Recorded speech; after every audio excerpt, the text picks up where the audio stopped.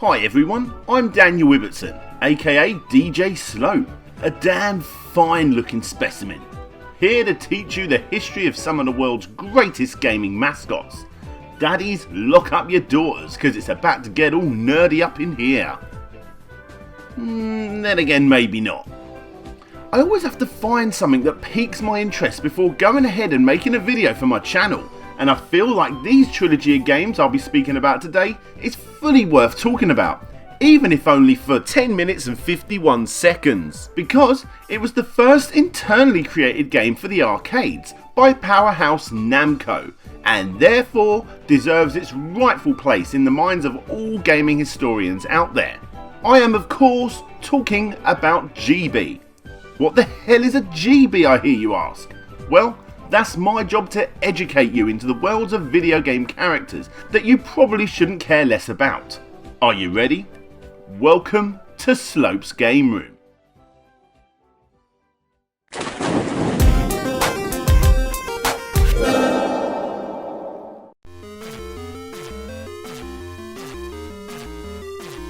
Looking at the title card for this very video probably did the same thing for you as it did for me whilst researching it. GB looks like a pretty interesting mascot, and hell, Namco's first internally created arcade game? Sign me up. And heck, looking at one of the arcade flyers, this B character actually has an N on his chest. Namco Man perhaps? The official long lost and forgotten mascot of one of the most popular gaming companies in the world? Well, actually, this is where it ends for this character. Sure, you can see him on the flyer and on the side of the cabinet, but there is no mention of him in the manual or even the game itself. Why? Because this game is sort of a Pong/Breakout ripoff.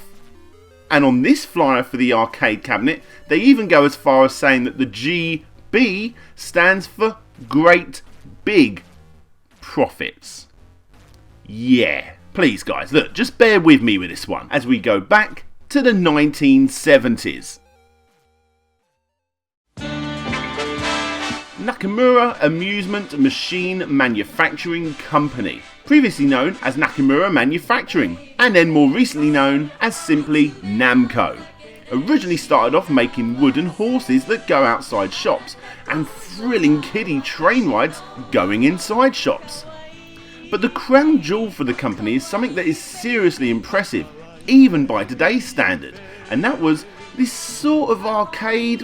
Can you really call it an arcade game? Probably not.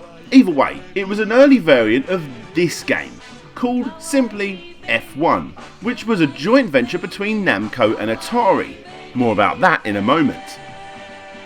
But just look at how good this is. You drive around this super fast track, trying to keep on track, otherwise you crash.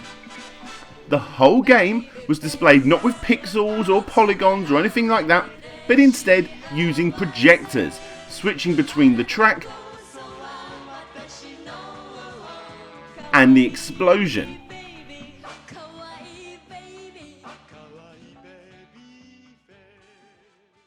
So, moving on.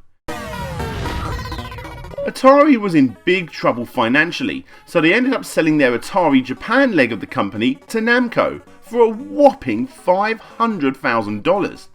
And one of the agreements in the contract was the right for Namco to distribute Atari arcade games in Japan for a whole 10 years, which they did. And it was because of this damn smart business move that they was quickly able to clear the debts left by Atari and start making games themselves. That's when this guy came in, Mr. Iwatani. Someone who came to the company in 1977 expecting to work on pinball machines. However, 1 year later, GB was born. The apple didn't fall far from the tree in this case though, because GB is not only a sort of Breakout/Pong clone like I previously mentioned, but also, looking at it, it's easy to see that pinball played a big role in the inspiration behind this game.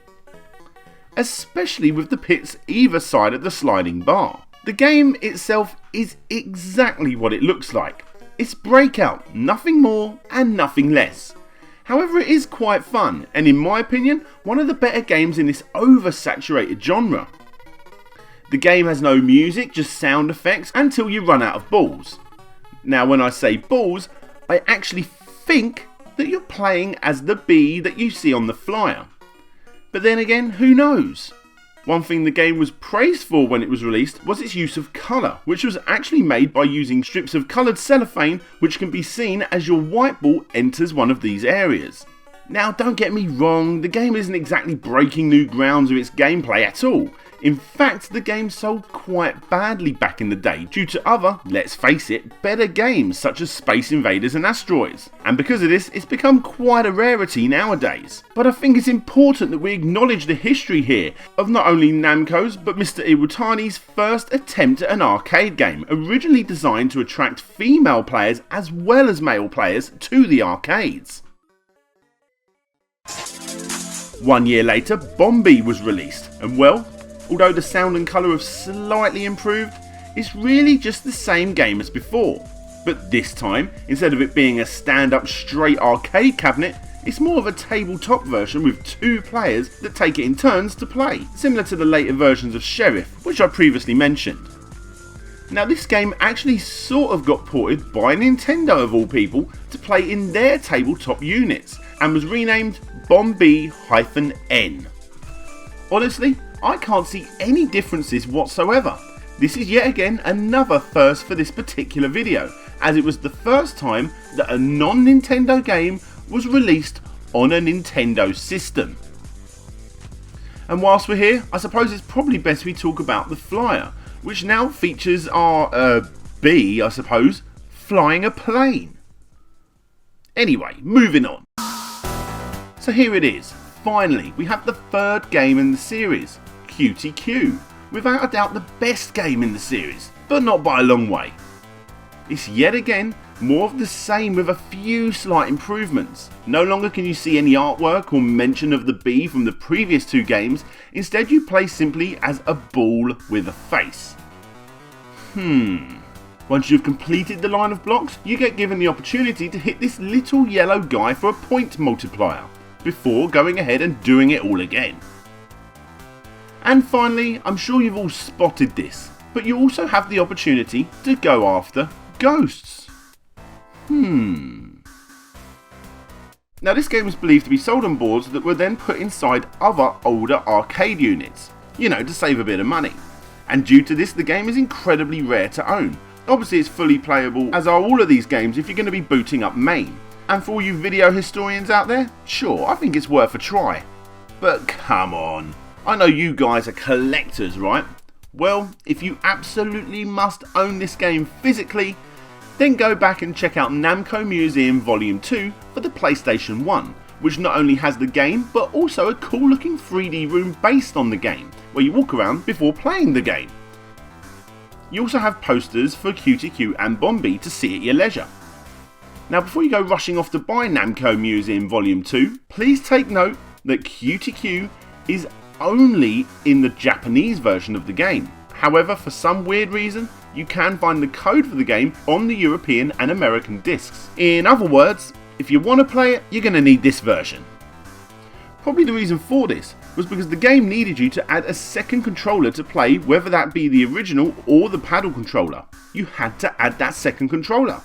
Also, if you punch in a secret code whilst the game was loading, you also got to play the secret game on the disc, Bombi. And finally, if you get either Namco Museum Megamix or Remix for the Wii, you get to play cutie-q on that too.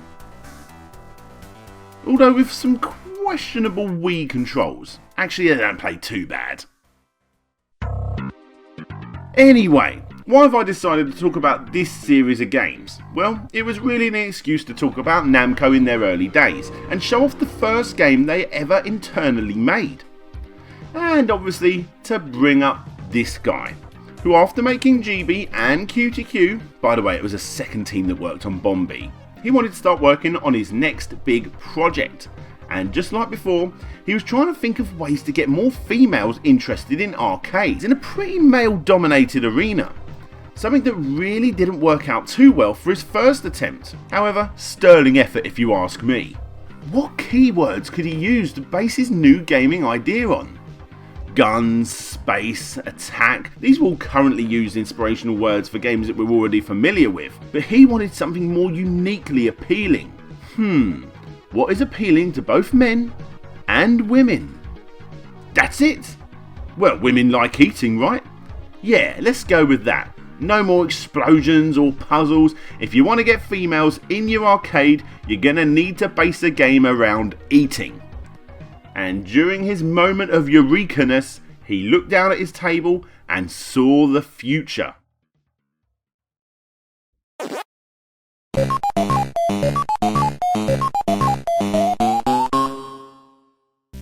Hey guys, thanks for checking out my video. If you want to check out some more of my videos, click the links that you see at the top of the screen. If you haven't already, please rate, favourite, comment and subscribe. And if you want to support the show that little bit extra, come and check me out over on Patreon. This is DJ Slope signing out, and hopefully I'll see you all next time.